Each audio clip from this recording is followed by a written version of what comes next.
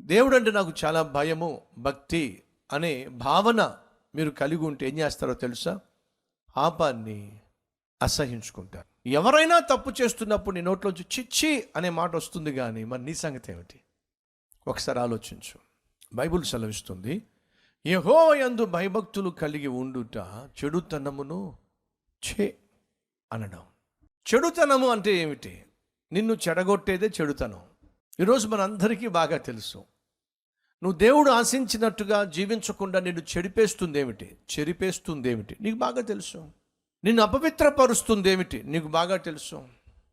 దానిని నువ్వు ఛీ అని ఏ రోజైతే అనగలుగుతావో ఆ రోజు నీ జీవితంలో అద్భుతమైనటువంటి ఆ ప్రారంభాన్ని నువ్వు చూస్తావు.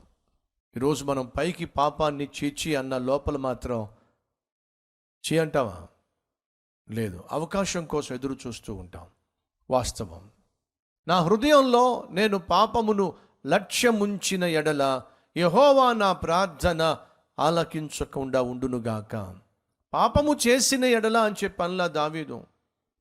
పాపమును లక్ష్యముంచిన ఎడల, పాపము పట్ల నాకేమాత్రం కొంచెం ఇష్టం ఉన్నా సరే దేవుడు నా ప్రార్థన ఆలకించడు. మనలో చాలామందికి ఉన్న అభిప్రాయం ఏమిటంటే, మనం పాపం చేస్తేనే దేవునికి మనకు మధ్య ఆ పాపము అడ్డుగా వస్తుంది అనే భావన ఉంది. కానీ బైబిల్ సెలవిస్తుంది, నువ్వు చూడకపోవచ్చు, నువ్వు చేయకపోవచ్చు, దాని పట్ల నీ మనసులో ఎక్కడైనా కొంచెం మక్కువ ఉంటే చాలు, కొంచెం ఇష్టం ఉంటే చాలు, అదే నీకు దేవునికి మధ్య అడ్డుగా వచ్చి పడుతుంది. అర్థమైందా? అది బైబిల్ యొక్క సారాంశం.